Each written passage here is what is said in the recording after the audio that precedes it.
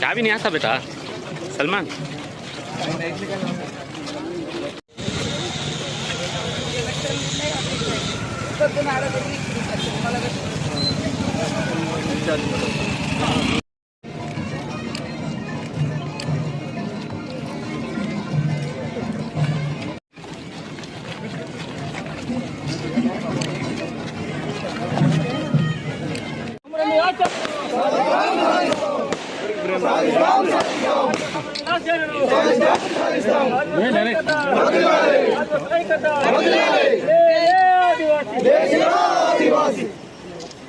జై ఆదివాసీ జై ఆదివాసీ ఆదివాసుల ఐక్యత ఆదివాసుల ఐక్యత ఆదివాసీ మీ హక్కుల సాధనకై మీ హక్కుల సాధనకై జై ఆదివాసీ జై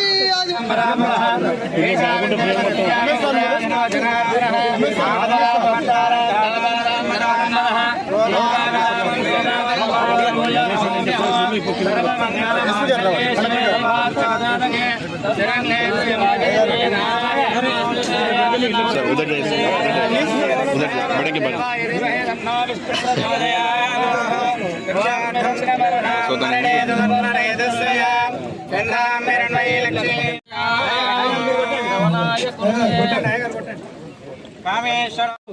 సుధాకర్ గారిని కొబ్బరికాయ కొట్టవలసిందిగా విజ్ఞప్తి చేస్తాం.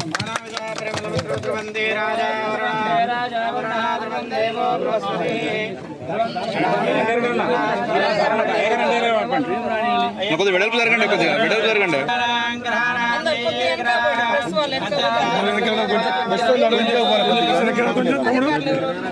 కొంచెం కొంచెం ఒక స్టెప్ బ్యాక్ ప్లీజ్.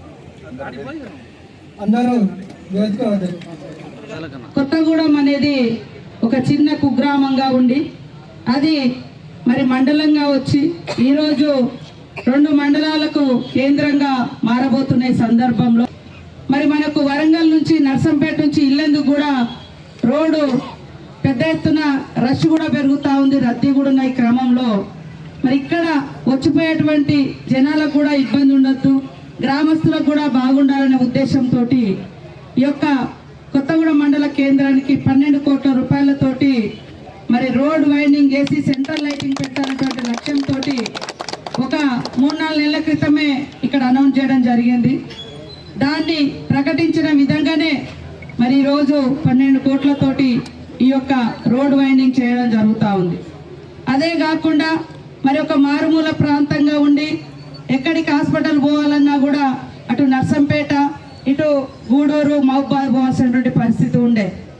సో మారుమూల ప్రాంతాల నుంచి దుబ్బగూడెము, అదేవిధంగా ఇంకా గంగారం మండలం నుంచి లేదా ఇక్కడ కూడా కార్లైన్ నుంచి లాస్ట్ మడగూడెం ఇవన్నీ రావాలంటే వచ్చినా కూడా మనకు 6 బెడెడ్ హాస్పిటలే ఉంది. కాబట్టి ఆ రోజే నేను ఎలక్షన్ల ముందే చెప్పడం జరిగింది, మరి 30 బెడెడ్ హాస్పిటల్ చేస్తామని 13,20,00,000తోటి 30 పడకల హాస్పిటల్ను ఈరోజు మనము శాంక్షన్ చేయించుకొని శంకుస్థాపన చేయడం జరిగింది.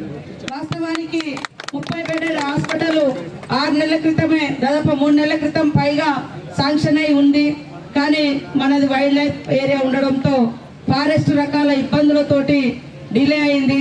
సో మరి అంతిమంగా ప్రజలందరికీ అందుబాటులో ఉండే ప్లేసు, అన్ని గ్రామాలకు అందుబాటులో ఉండే ప్లేస్ అని గ్రామస్తులందరి అభిప్రాయం మేరకు ఇక్కడ మనం నిర్మించుకుంటా ఉన్నాం.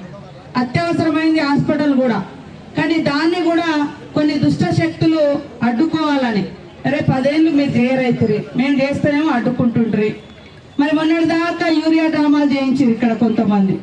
కనీసము అభివృద్ధి గురించి 10 ఏళ్ళల్లో ఈ మండలాలకు ఏమిచ్చిరో ఒక్కసారి ఆలోచన చేయండి. ఈరోజు ఇక్కడ ఉన్నటువంటి పరిస్థితులు తెలిసిన వ్యక్తిగా, ఈ ప్రాంతం గురించి తెలిసిన వ్యక్తిగా, ఈ ప్రాంత ప్రజలకు నా చిన్నతనం నుంచి నేను ఉద్యమ రూపంలో కానీ, అధికారంలో ఉండి కానీ, ప్రజాప్రతినిధిగా కానీ మరి అనేక సందర్భాల్లో వెంట ఉన్నాం. ప్రజలు కూడా మా వెంట ఉన్నారు.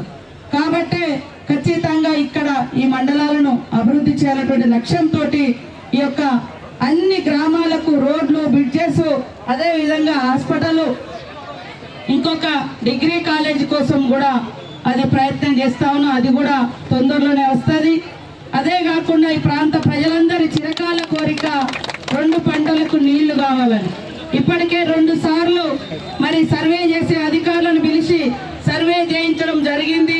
వేం నరేందర్ రెడ్డి గారు మేము అంతా కూర్చొని ఇవన్నీ కూడా సర్వే చేసి ఎక్కడెక్కడ ఏ చెరువును రిజర్వాయర్ గా మార్చాలి, ఎట్లా నీళ్లు తీసుకురావాలి, ఎట్లా 2 పంటలకు నీళ్లు ఇవ్వాలనేది నెక్స్ట్ దఫలో చెరువుల మీద అదే విధంగా 2 పంటలకు నీళ్ల కార్యక్రమాన్ని కూడా తొందరలోనే చేస్తామని కూడా ఈ సందర్భంగా తెలియజేస్తా ఉన్నాం.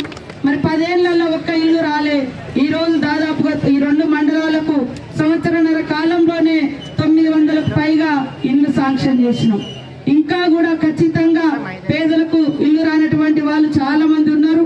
వాళ్ళందరికి కూడా మళ్ళీ ఇల్లు ఇచ్చే బాధ్యత మాదే అని కూడా ఈ సందర్భంగా తెలియజేస్తా ఉన్నాం.